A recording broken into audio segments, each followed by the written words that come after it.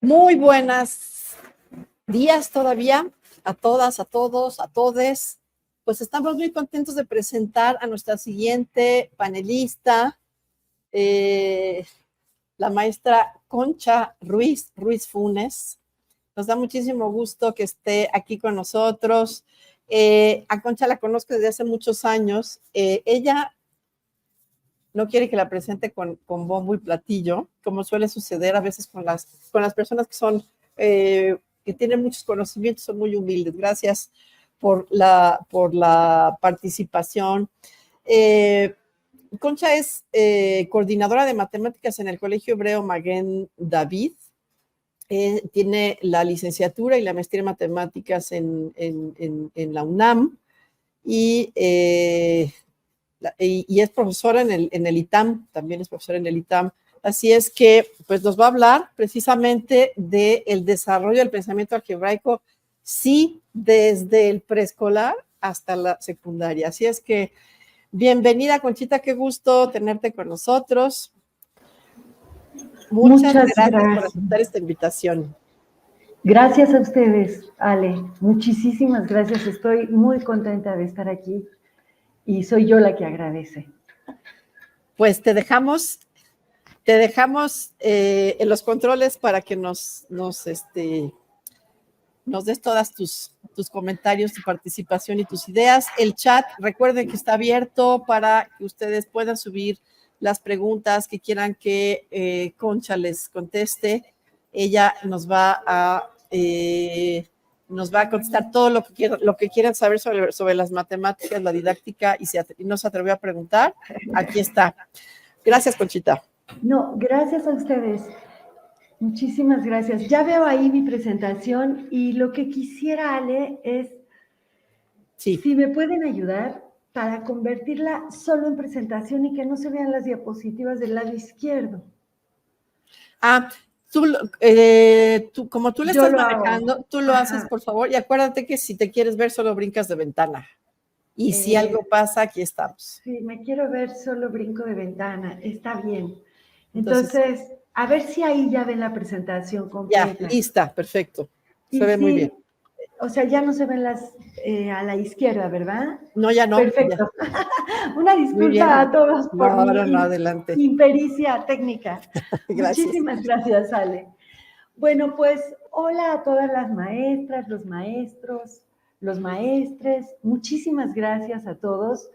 Y muchísimas gracias, sobre todo al IESPE, por esta invitación que sí me hace sentir muy honrada, ¿no? Me siento realmente distinguida de poder participar en un evento tan importante como este, y no solo tan importante, me parece que es fundamental. O sea, en un evento del que se necesitan muchos en nuestro país. Lo que yo voy a hablar hoy es del álgebra, del pensamiento algebraico y de cómo desde que nuestros estudiantes son unos pingüinos pequeñitos, podemos empezar a trabajar en su desarrollo. Y me voy a remontar un poco a la historia y a la etimología. Cuando hablamos de álgebra y de pensamiento algebraico, muchas veces ocurre que la gente se asusta. Y entonces dice álgebra y se imaginan así millones de letras y millones de X, de Y, de X cúbicas y Y cuadradas. Y entonces no entendemos, digamos, cómo puede esto aterrizar en nuestra vida cotidiana, en la educación básica. Pero si nos vamos a la historia y nos remontamos a la etimología de la palabra álgebra, resulta que en el siglo VIII de nuestra era vivió un matemático árabe que tiene un nombre larguísimo que está abajo en el último párrafo, pero al que de cariño en matemáticas se le dice Al-Khwarizmi. Y Al-Khwarizmi escribió este texto, cuyo nombre está en el párrafo de en medio, que se llama Al-Kitab al-Mukhtasar fi al-Jabr Hisab wal-Mukabala. Y ahí en ese nombre tan largo aparece la palabra álgebra. Y nuestra palabra álgebra es la latinización de esa palabra árabe al-Jabr. Y al-jabr quiere decir reducción, quiere decir acomodar las cosas en su lugar. Entonces, si nos vamos al origen de la palabra álgebra, tiene que ver con poner las cosas en su sitio, con acomodar las cosas en su sitio, que para, digamos, las personas que sepan álgebra avanzada, pues tiene que ver cuando resuelvo ecuaciones, qué pongo en su lugar, qué pongo de cada lado, qué sumo con qué agrupo con qué. Con eso tiene que ver la palabra álgebra. Es muy impresionante, por ejemplo, que durante la Edad Media y luego en el Renacimiento, los algebristas eran las palabras que acomodaban los huesos, eran como nuestros quiroprácticos de hoy, acomodaban los huesos, daban jalones, daban tirones. Entonces, se mantiene esa idea de que al-jabr o álgebra son los procesos de acomodar. De hecho, para los que les guste el Quijote, en la parte 2, en el capítulo 15 de la parte 2, hay un pasaje que es muy, muy interesante, es muy bonito pasaje, donde el Quijote lucha contra el Caballero de los Espejos sin saber que está siendo engañado, ¿eh? O sea, el Caballero de los Espejos no es tal, es un amigo de él, que es el bachiller Sansón Carrasco, pero el Quijote no lo sabe y lucha contra el Caballero de los Espejos sin saber que es su amigo, lo vence, de hecho le da una paliza impresionante el Quijote al Caballero de los Espejos, y cuando el Caballero de los Espejos se quita la armadura, Sancho y el Quijote se dan cuenta que es su amigo Sansón Carrasco y que el hombre, o sea, Sansón Carrasco está muy maltrecho, le han dado una golpiza tremenda, una paliza tremenda, y Sansón Carrasco está tirado en el suelo malherido. Y entonces Sancho y el Quijote deciden llevarlo con un algebrista para que lo cure. Y dicen, bueno, finalmente tuvimos la aventura de hallar un algebrista. Y ese algebrista es quien curó al bachiller Sansón Carrasco. Es decir, estamos hablando del origen de una palabra que tiene que ver con curar, con acomodar, con poner las cosas en su sitio, ¿sí? Entonces, denme un segundo porque ahora sí me he perdido por completo. Espérenme. Necesito ayuda técnica porque estoy como perdida en el espacio. Ya creo que ya no se ve mi presentación, ¿no? Soy un desorden. Permítanme, por favor. Es que así soy, un verdadero desorden tecnológico. Voy a ver si la puedo volver a compartir. Les pido una disculpa. Ahí ya la están viendo, ¿no? Ay, sí, qué suerte. Perdonen este momento de confusión técnica. Ok, entonces, justo, ¿no? Estábamos viendo que la palabra álgebra tiene que ver con acomodar. ¿Acomodar qué? ¿No? Bueno, hoy en día el álgebra, que no tiene que ver con irse a curar de una paliza, tiene que ver con estructuras que son muy complejas, estructuras que son muy abstractas. Por ejemplo, los nombres de esas estructuras algebraicas son grupos, monoides, semigrupos, anillos. Y son estructuras en las que hay definidas operaciones y estas operaciones cumplen una serie de propiedades, ¿sí? Y entonces, después de que uno entiende que el álgebra tiene que ver con estructuras algebraicas muy complejas, uno dice, pues claro, está vinculada a esa álgebra que se entendía en la Edad Media, a estos algebristas de la Edad Media y el Renacimiento que acomodaban cosas, porque el álgebra o el aljabr de hoy en día también tiene que ver con acomodar cosas y tiene que ver con poner las cosas en su sitio, con restituir el orden original de las cosas. Y si uno lo entiende así, entonces el pensamiento algebraico no está tan lejos, ¿no? del alcance de nuestros niños pequeños, porque nuestros niños pequeños estarán entonces en la posibilidad de desarrollar habilidades de acomodar cosas, de acomodar conceptos, de acomodar procesos. Y es por eso, ¿sí?, que me fui a la etimología de la palabra, para que podamos pensar, más que en X cuadradas y en Y cuadradas, podamos pensar en procesos de ordenar, en procesos de acomodar, en procesos que tienen que ver con restituir las cosas como estaban.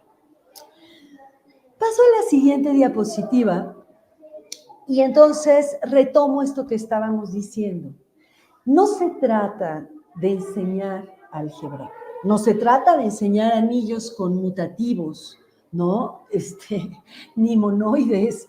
En primaria se trata de enseñar habilidades, se trata de enseñar a reconocer procesos, ¿sí?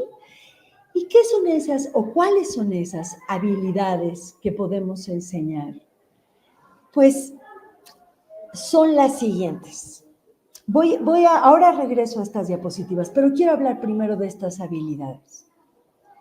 Vamos a hablar en educación básica de la habilidad de generalizar, de desarrollar estrategias, de establecer relaciones, de desarrollar argumentos matemáticos y de comenzar procesos de simbolización. Y ahora voy a poner un ejemplo de cada una de estas cosas. Pero vamos a estar hablando de eso. O sea, el desarrollo del pensamiento algebraico tiene que ver con poner las cosas en su sitio, como hacían los medievales, pero poner las cosas en su sitio hoy en día en educación primaria tiene que ver con desarrollar habilidades. Y me voy a regresar ahora sí a las diapositivas que me salté, porque esto es crucial. O sea, los autores estadounidenses, ingleses, mexicanos, que hablan del desarrollo del pensamiento algebraico en primaria, hacen muy clara la diferencia entre aprender álgebra y desarrollar el pensamiento algebraico. Lo que nosotros podemos trabajar con nuestros chiquitines de primaria y muchas veces incluidos los de preescolar es el desarrollo del pensamiento algebraico. Pero además, si nos vamos al plan de estudios del 2022, ¿no?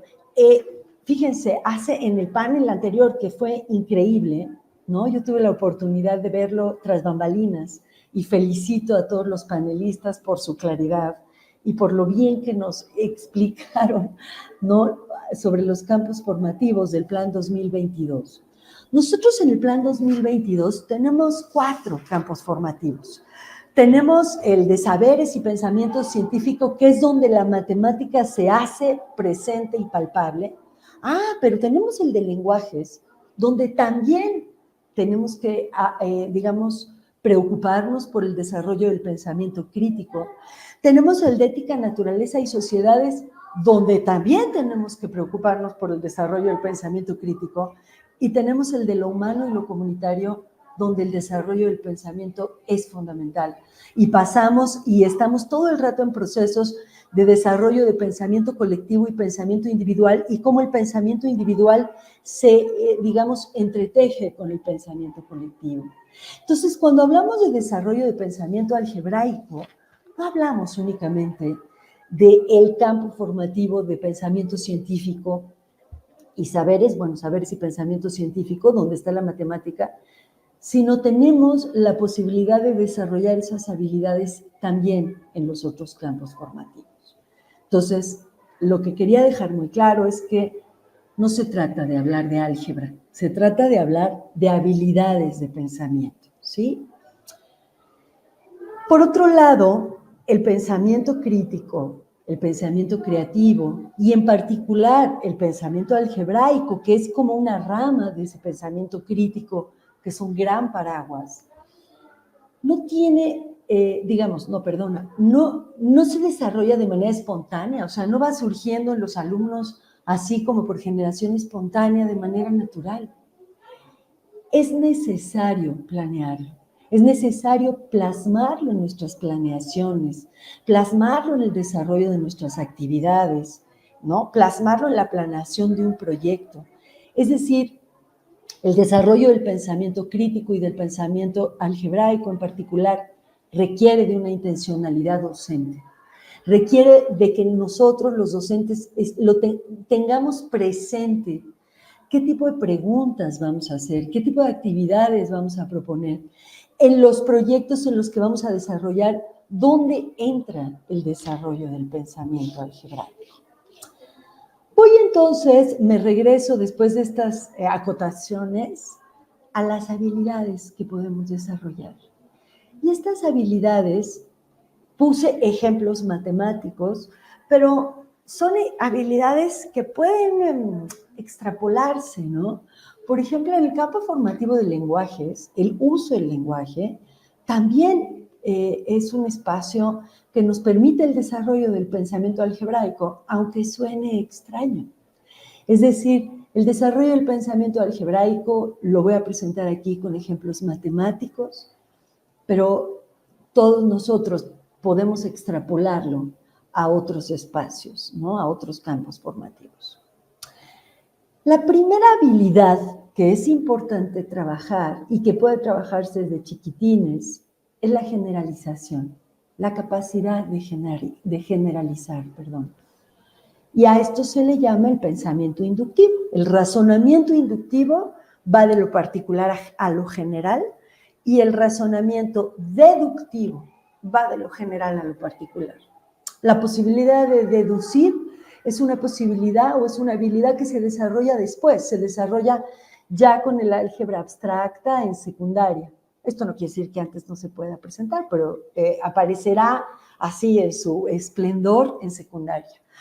Pero en primaria tenemos la posibilidad de hacer inducción, es decir, del razonamiento inductivo.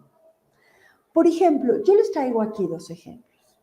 Si los niños de segundo y primaria empiezan a descubrir, porque nosotros los vamos llevando a ello, empiezan a descubrir que si sumo 4 más 5 es lo mismo, es el mismo resultado que si sumo 5 más 4.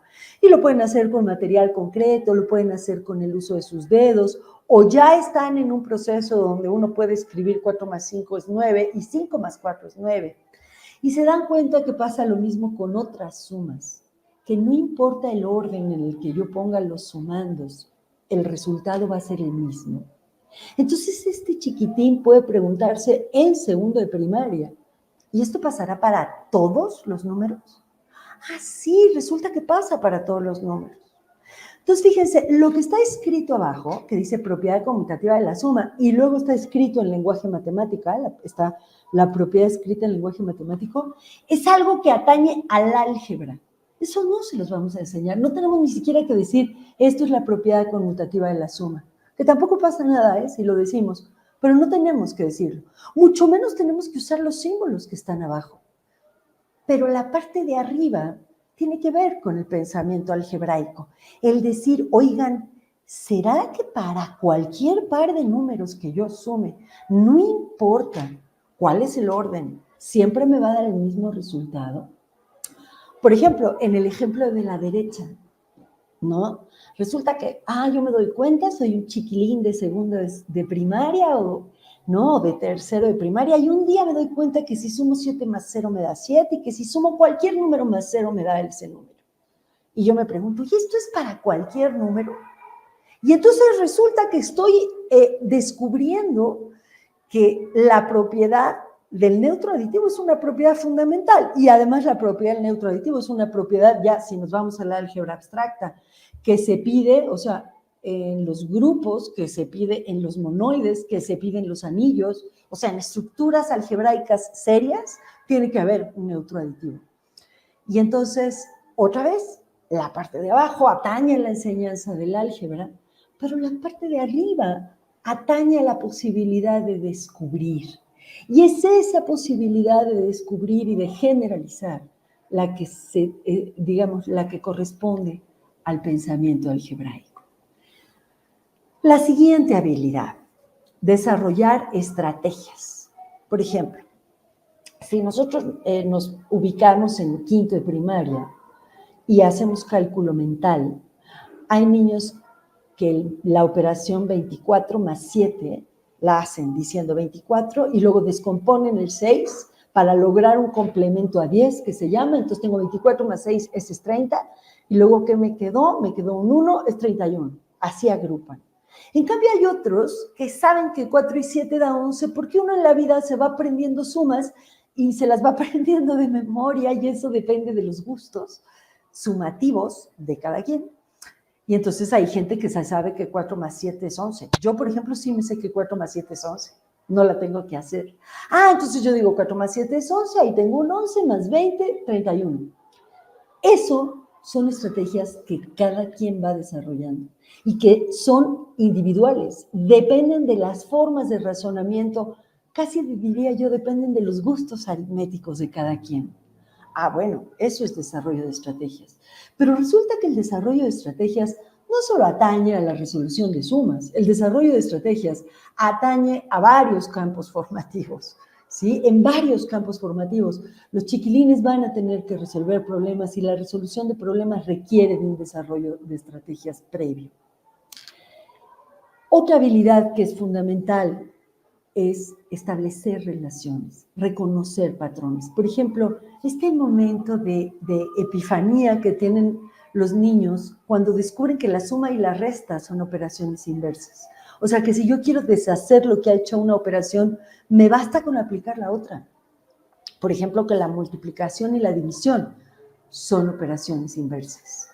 Este momento de descubrimiento, cuando descubren estas relaciones, y no son las únicas que se pueden descubrir en primaria, ¿sí? Les hacen tomar conciencia de que la suma y la resta tienen un universo mucho más rico que ofrecerles a ellos. Es decir, que hay muchas más cosas que ellos pueden descubrir en la suma y la resta. Que establecer relaciones y encontrar patrones es algo que se puede hacer en otros espacios. Que es precioso, desarrollar argumentos. Fíjense, ahí tenemos una resta que está mal hecha, ¿sí? Y yo diría, si un niño se da cuenta que está mal hecha, porque el resultado de una resta no puede ser mayor nunca que alguno de sus elementos. Digamos, estamos en números naturales, ¿no? Estamos en números positivos. Y ahí es donde ocurre lo que yo estoy diciendo, que yo no puedo tener que el resultado de la resta sea 785 y que el minuendo y el sustraendo sean más chicos. Si yo me doy cuenta de esa contradicción, no importa si se restar o no se restar. De hecho, yo no resuelvo la resta para darme cuenta que ahí hay un error, sino uso un argumento matemático, y es que el resultado no puede ser más grande que los elementos de la resta. Esa es la construcción de un argumento matemático, ¿sí? Y eso no pasa por ser bueno en aritmética, no pasa por el pensamiento aritmético, pasa por el pensamiento algebraico, porque yo estoy construyendo un argumento a partir de un razonamiento, y estoy argumentando mi postura a partir, ¿no?, de que razoné y reconozco ciertas propiedades. Y que es preciosa esta habilidad, preciosa, preciosísima, que es comenzar los procesos de simbolización. Miren, ahí hay un jueguito que es una tabla, donde el niño tiene que encontrar qué número va en el cuadrito vacío. Estamos en primero de primaria. Entonces, la tabla está así presentada. Lo primero que ocurre siempre es que la gente lee de izquierda a derecha, porque así estamos acostumbrados. Y entonces, por eso lo puse a propósito para confundir al enemigo. Y entonces uno dice, 3 más 4, 7. Entonces el primer número más el de la derecha da, el primer número más el segundo da el de la derecha. Pero luego digo, pues entonces 5 más 9 me tendría que dar 15. ¡Uy! No me da. Entonces resulta que mi relación no la voy a encontrar de izquierda a derecha. Y entonces lo que ocurre a continuación, y yo los invito, profesores, a que hagan este tipo de ejercicios en su clase. Entonces voy a ir de arriba para abajo. Y de arriba para abajo, de arriba para abajo sí me sale. 3 más 2 da 5, 7 más 8 da 15. Entonces, el número que va en el cuadrito vacío es el 5, porque yo tengo que buscar un número que sumado a 4 me dé 9. Y cuando ustedes les dicen a sus chiquitines, oigan, ¿me pueden explicar qué está pasando en esa tabla? Sí, que 3 más 2 da 5, que 7 más 8 da 15, entonces ahí va un 5 porque 4 más 5 da 9. Sí, pero si me tuviera que explicar sin los números que está ahí, ¿cómo me explicarían? A ver, y les damos una pequeña ayuda. Por ejemplo, si a este renglón le llamamos el primer renglón, y a este el segundo renglón, y a este el tercer renglón, ¿cómo se están relacionando los renglones? Ah, entonces los niños te dicen, pues que el primer renglón más el segundo renglón da el tercero. Y entonces podemos escribir esta suma, les preguntamos nosotros a ellos, R1 más R2, o sea, el renglón 1 más el renglón 2, ¿da el renglón 3? Sí. ¿Y hay alguna otra forma de escribir lo que está pasando en esa tabla? ¿Qué pasa si pensamos de abajo hacia arriba? Ah, pues que si al renglón 3 le resto el renglón 1, me sale el renglón 2. Ah, qué interesante. Entonces, resulta que hay muchísimas formas de escribir lo que está pasando en esta tabla. Cuando un niño de primero de primaria, a lo mejor no lo escribe él, lo escribimos nosotros, esto de R1 más R2 igual a R3.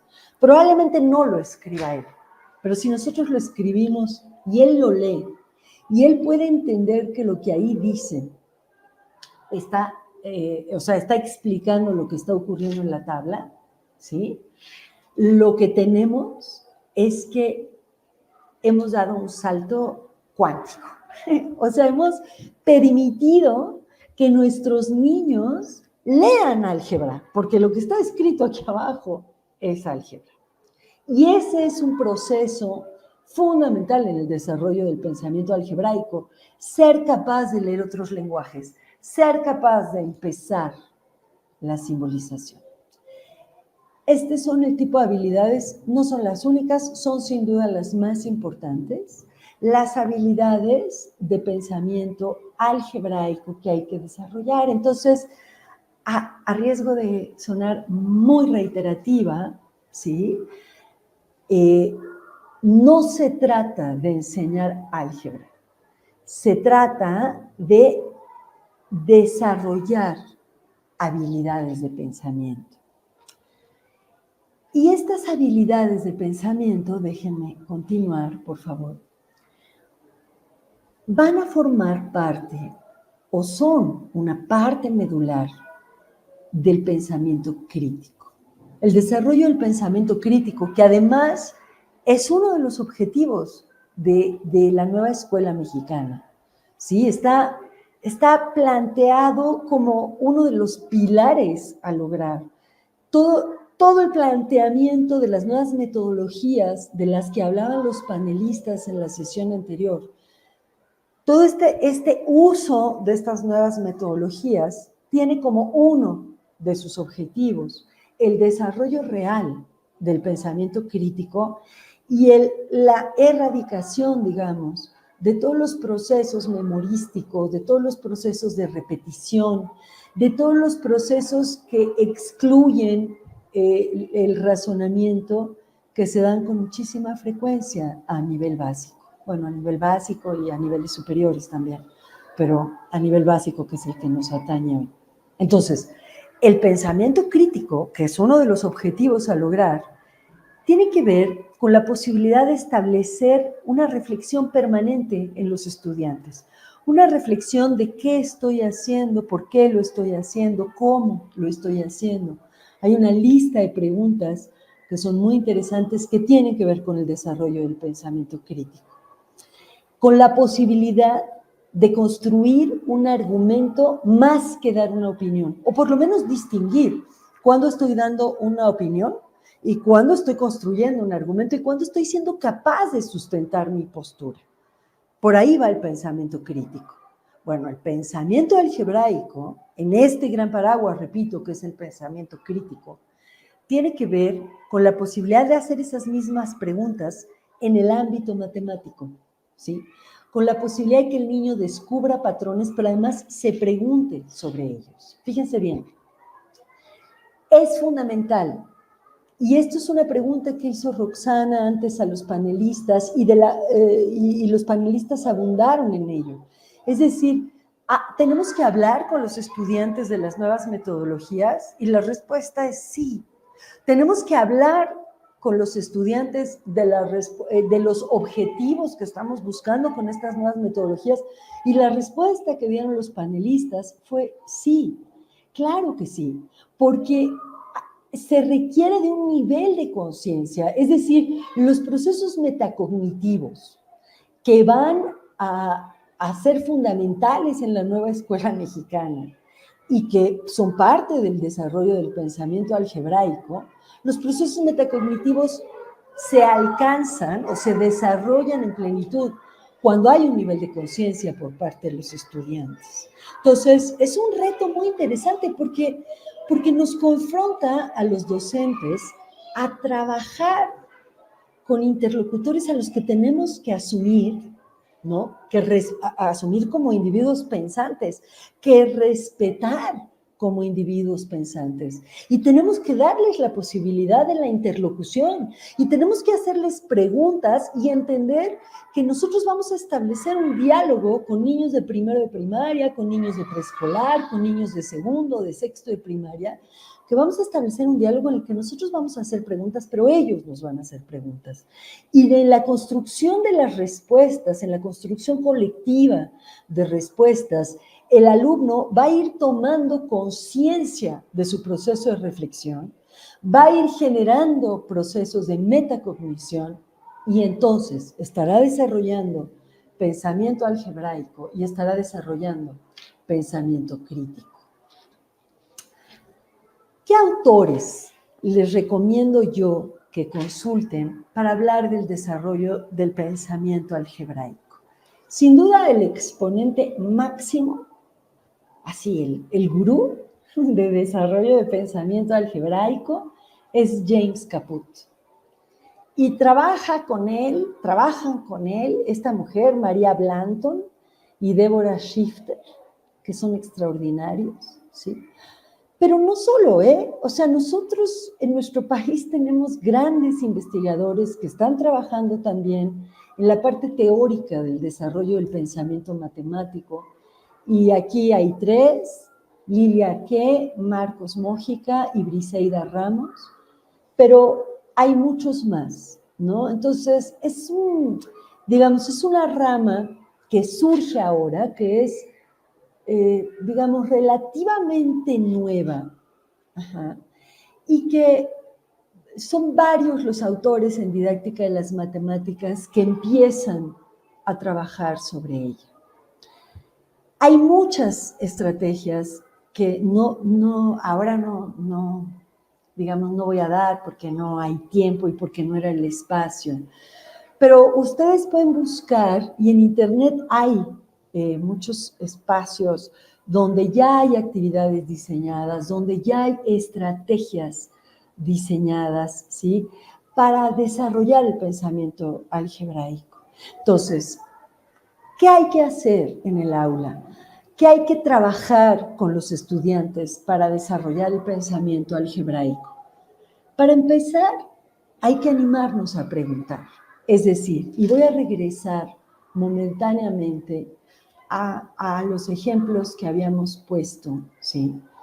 Por ejemplo, a este en el desarrollo de la habilidad. Nosotros no podemos simplemente enseñarlos a sumar ya. Aquí está la suma, aprendan a sumar, todos, perfecto, qué bien. En primero de primaria, todo el mundo tiene que saber sumar 4 más 5, ya está. No. Además de sumar, además de enseñarlos a sumar, que es fundamental, tiene que correr en paralelo las preguntas que hacemos. A ver, ¿qué notan en esta suma? ¿En qué se parecen esta suma y esta otra? ¿En qué? ¿Por qué son iguales 4 más 5 y 5 más 4? ¿No? ¿Es la misma suma? ¿Es una suma? ¿Son sumas distintas? Pero me dan el mismo resultado.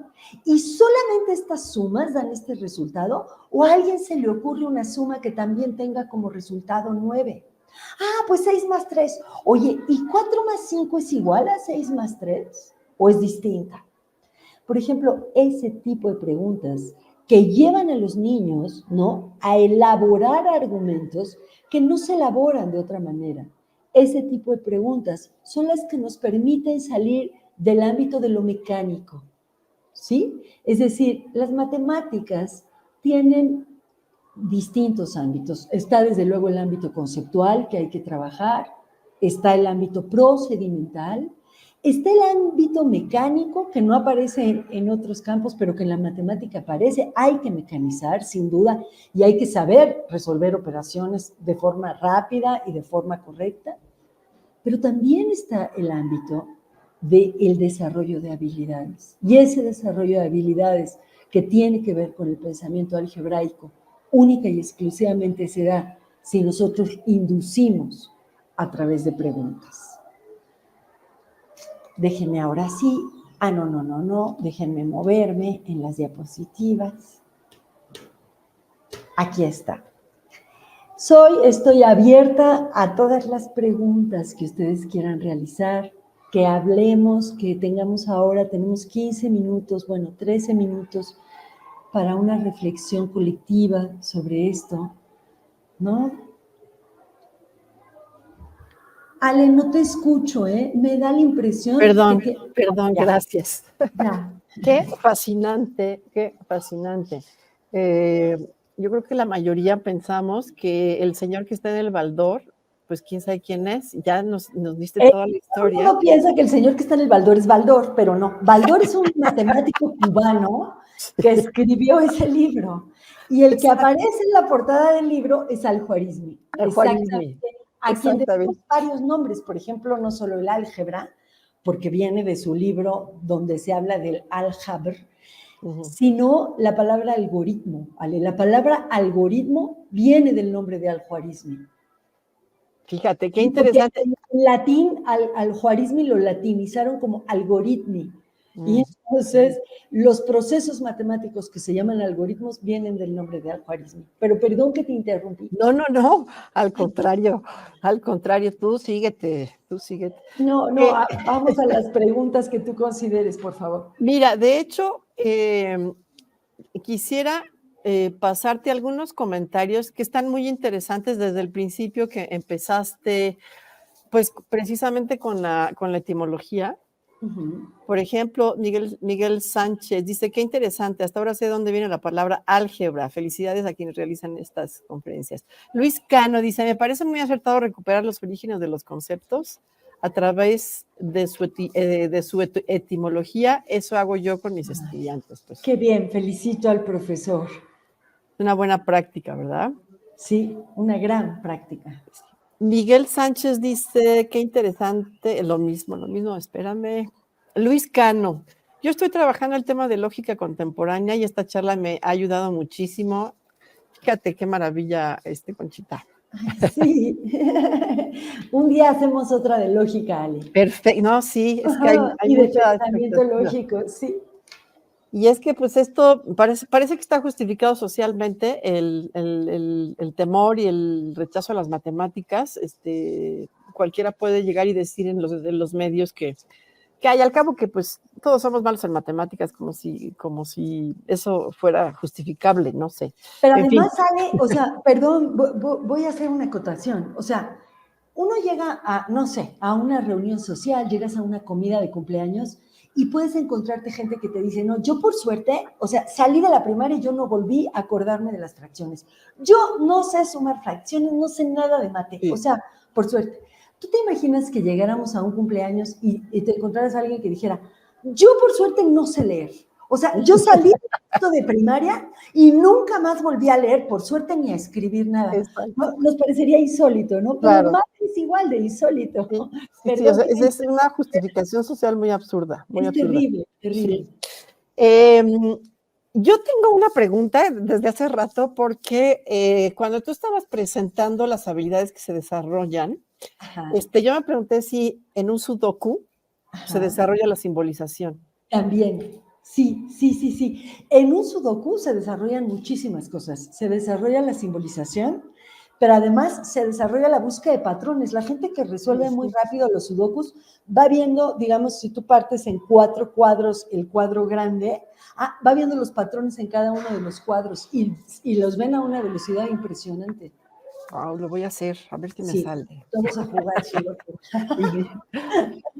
Francisco Hernández dice, esto se ha perdido en la educación. No sé a qué se refiere, pero dice, porque esto desarrolla el pensamiento lógico y los adolescentes y los jóvenes de hoy carecen de esta lógica básica de pensamiento, por eso se dificulta el aprendizaje. ¿Tienes algún comentario sobre esto? Bueno, yo lo que creo es que el profesor se refiere a esto que se ha perdido en la educación. Me da la impresión que se refiere a esto de que los docentes a veces, y es la realidad, o sea, tenemos unos programas larguísimos y tenemos que cumplirlos y se nos viene el tiempo encima y entonces a veces dejamos de lado eso que es el desarrollo de habilidades de pensamiento y que tiene que ver con otras cosas, tiene que ver con lo que comentábamos hace un rato, con, por ejemplo, el estructurar preguntas, el estar bombardeando en el buen sentido a nuestros estudiantes todo el rato con preguntas de qué ves, qué no ves, esto se parece a algo que tú ya sabes, esto es nuevo para ti, hay algo que te recuerde, en la búsqueda y construcción de analogías. Y es cierto que a veces no nos da tiempo y a veces no lo hacemos. Te voy a decir, Ale, y me encantó el panel anterior, el que justo antecedió a esta charla, porque hay una parte de la nueva escuela mexicana que es, desde mi óptica, altamente recuperable, o sea, que tiene un mérito enorme. Y es que yo sí pienso que propone a los docentes centrar los esfuerzos en el desarrollo del pensamiento y en el desarrollo de habilidades, sí, más que en la adquisición y acumulación de contenidos, ¿no? Que coincido con lo que plantearon los panelistas, es necesario que recibamos más capacitación, que entendamos a profundidad, que los docentes tengamos más herramientas para echar a andar este nuevo programa. Pero el programa sí creo que tiene como objetivo el desarrollo del pensamiento y eso a mí me parece fantástico, ¿no? Sí, de hecho, bueno, yo tengo unas cosas aquí, pero quiero privilegiar lo que están escribiendo en la audiencia.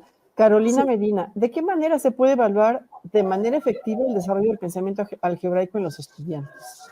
Ah, qué gran pregunta, Carolina, y difícil. Y no sé si la voy a poder contestar porque es súper difícil, pero ahí va. Se evalúa en la complejidad que van teniendo los argumentos que nos van dando los estudiantes. Es decir, el diálogo con el que uno inicia un año escolar y el diálogo con el que uno termina un ciclo escolar tiene que haberse modificado. Y ese es nuestro parámetro de que hay un desarrollo de pensamiento lógico. Es decir, cuando nosotros hablamos con un estudiante de primero de primaria, por ejemplo, y le decimos, es lo mismo, es la misma suma 5 más 4 que 4 más 5, y el niño te dice, sí, no, bueno, ya el mismo resultado, pero no es la misma suma. Y ese mismo chiquitín, a final de año, te dice, bueno, no es la misma suma porque no está escrita igual, pero sí es la misma suma porque da el mismo resultado, ¿no? Eso es una complejidad, o sea, el argumento se ha complejizado, es un argumento mucho más estructurado. Exacto. Y esos son la los calidad del argumento es lo que se tiene que evaluar, no si está bien o mal. Está, exacto. Es una construcción. Exacto, la calidad de la construcción, es decir, qué tan complejo es esa construcción. Va por ahí la evaluación del pensamiento algebraico y de, en realidad, todas las facetas del pensamiento matemático. Se evalúa igual el pensamiento lógico, el pensamiento geométrico. Tiene que ver con la calidad de los argumentos. Sí. Gabriel Esteva, qué belleza de presentación, el contenido interesantísimo, gracias, pero también se percibe el amor por la disciplina. Muchas gracias por compartir con nosotros. No, gracias a ustedes, sí, amo las matemáticas y la enseñanza y la educación matemática. Se siente porque tienes una pasión que se contagia. Eso dice José Guadalupe, el profesor José Guadalupe, se percibe cuando uno ama y es un apasionado de lo que hace. Felicidades. Muchas gracias. Y me gustaría, bueno, no sé si da tiempo, tú me dices con toda confianza. ¿Me dejas hacerte un par de preguntas? Adelante, por favor, adelante. Mira, yo estuve tomando notas. Ajá. Y cuando tú hablas del desarrollo del pensamiento algebraico, una de las cosas que dices que primero hay que animar a los estudiantes a preguntar. Sí. Entonces, que sientan la confianza, que sientan que son inteligentes y que pueden hacer preguntas inteligentes y no parece como que de pronto procedemos en contra, juzgándolos desde el principio. Sí. Pero mi pregunta es sobre la inducción y la deducción, Conchita, porque tengo la impresión de que la educación ha sido muy deductiva, o sea, dada la regla, entonces ahora hay que hacer todo. Ahora Y ese es el aplícala. problema de las fórmulas, ¿no? Que entonces si no sacas el formulario, no sabes si te están pidiendo una suma, una resta, o si estás resolviendo un problema de física, no estás entendiendo que hay una relación proporcional, ese tipo de cosas. ¿No crees que se ha abusado de la deducción y que debería de incrementarse la inducción? Absolutamente coincido contigo. De hecho, algo que yo decía en algún momento, ahora que estábamos en la charla, es que el razonamiento deductivo va a llegar después. O sea, el razonamiento deductivo, que es justo al revés, es de lo general a lo particular, tiene que llegar cuando el alumno, el estudiante, es que les tengo que hacer una confesión. Voy a hacer una nota de confesión técnica. ¿Saben de dónde viene la palabra alumno? No. Sin luz. Alguien que no está iluminado. Pues está muy platónico eso. Muy. Y entonces es muy socrático. O sea, bueno, Platón es... Bueno, Sócrates, sí, claro. Exacto, o sea, sí. El personaje principal de los diálogos de Platón es Sócrates. Sócrates está en la cueva, el alumno. Ajá. Y entonces el alumno está en la oscuridad. Viene de alguien que no tiene luz, no está iluminado. Y entonces a mí eso me parece fatal. Y entonces últimamente estoy en una campaña conmigo misma para no decir alumno. Y por eso ahora me interrumpí, sino para decir estudiante. Sí. Porque justo parte de lo que estamos hablando y que tiene que ver con lo que tú preguntabas, Ale, tiene que ver con empezar a tratar a nuestros estudiantes de igual a igual, darles el lugar de interlocutores inteligentes. Entonces, volviendo a tu pregunta, ya acabé mi confesión de que ya no los voy a llamar alumnos, volviendo a tu pregunta, generalmente empezamos por los procesos de deducción, es decir, damos la fórmula, damos la propiedad general y les pedimos que hagan casos particulares. El perímetro es la suma de la medida de los lados, lado más lado más lado más lado.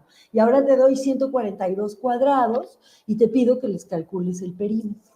Exacto. Entonces, ese razonamiento es un razonamiento que no ancla habilidades. El razonamiento deductivo es fundamental, pero es fundamental más adelante, porque ancla habilidades mucho más complejas. Pero en primaria, el que tenemos que promover es el razonamiento inductivo, es decir, nosotros mostramos casos particulares y tenemos que promover que sea el alumno el que saque una generalización.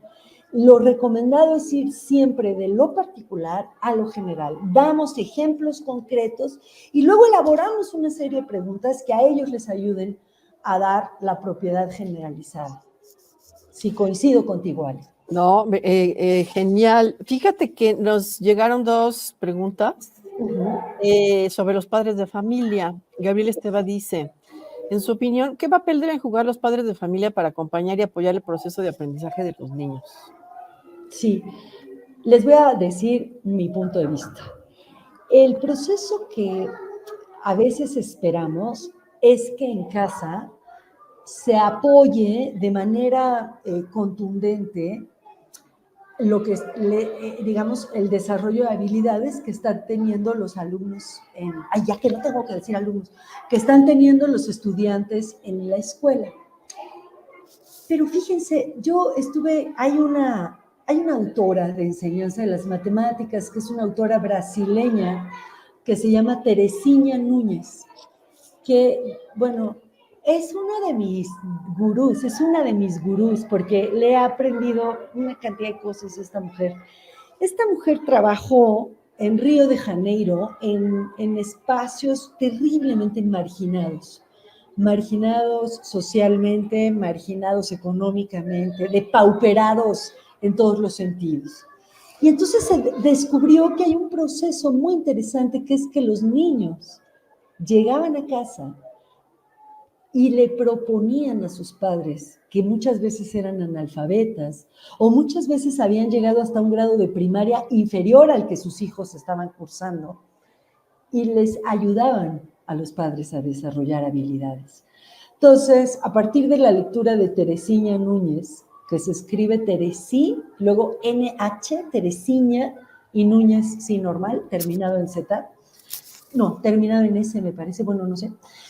Y a partir de la lectura de esta autora, lo que yo he ido entendiendo a lo largo de la vida es que los padres de familia y los hijos tienen un proceso que es un proceso muy simbiótico, se van enriqueciendo unos a otros y no necesitamos hablar de zonas depauperadas y de zonas marginadas, se puede dar en otras zonas de otros ámbitos sociales, este proceso de interacción, de enriquecimiento mutuo. Entonces, yo pienso que nosotros como profesores, como docentes, uno de los roles que tenemos que jugar es ir incentivando a nuestros estudiantes a que dialoguen con los padres y que los padres los apoyen, pero que ellos apoyen a sus padres en el desarrollo de habilidades de pensamiento. No sé si esto contesta la pregunta. Es una situación de ida y vuelta. Es muy interesante lo que estás planteando. Y me voy rápido porque ya estamos sobre el tiempo, pero sí, hay dos comentarios que están padrísimos. Bueno, nada más termino. Gabriel Esteva otra vez pregunta sobre si los cambios en el modelo de enseñanza podría también impulsar aprendizajes entre los padres de familia. Es precisamente lo que estás diciendo con el ejemplo de Teresinha Núñez, precisamente. Sí. Fíjate que Francisco Vázquez, que es editor aquí en Red Magisterial, dice: me parece que el uso en el Quijote del algebrista es ya un anacronismo medieval en el siglo XVII, como lo es todo en la novela caballeresca de Cervantes. O sea, ya ir a que te cure el algebrista, ya era algo pasado de moda, entonces. Ya, pero a mí me parece que es lindísimo, o sea, no lo dudo y no sé tanta literatura, Francisco, y te pido una disculpa si cometí algún error en términos literarios, pero yo rescato esa parte del Quijote porque me parece hermosísimo que la preocupación de Sancho sea encontrar un algebrista, es decir, lo que yo quería hablar es, los algebristas eran personajes que curaban, que restablecían las cosas. Era lo que yo quería rescatar. Fíjate que agrega Francisco, digo, para ilustrarnos, Francisco es doctor en letras, entonces pues ahí... Ay, perdón, Francisco, cometí imprudencia. Mira, dice, no, pero está padrísimo, porque mira lo que dice. Además, algebrista se consigna con el uso de alcahuete en términos amorosos, alcahuete de voluntades, como la Celestina, y las Celestinas. Las Celestinas. Ay, gracias, Francisco. Sí. Yo lo que quise fue recuperar esta idea de que el algebrista es alguien que restablece las cosas, que las vuelve a su orden natural. Y yo creo que algo que puede restablecer y algo de lo que nos... un remedio frente a la alienación, a la falta de autocrítica es el álgebra. Y eso se cultiva desde la primaria. O sea, sí tiene propiedades curativas. Exactamente, curativas para que el cerebro se desarrolle. Sí. Conchita, no sabes qué gusto. Ay, muchísimas gracias. Gracias a ustedes, de verdad. Ha sido un privilegio estar aquí. Muchísimas gracias a todas las profesoras, a todos los profesores por sus comentarios, ¿no? Que siempre enriquecen. Y gracias a ti, Ale, y al Yespe por la invitación. Muchísimas gracias, Conchita. Nos vemos pronto. Sí. Besos y abrazos. Besos y abrazos. Gracias.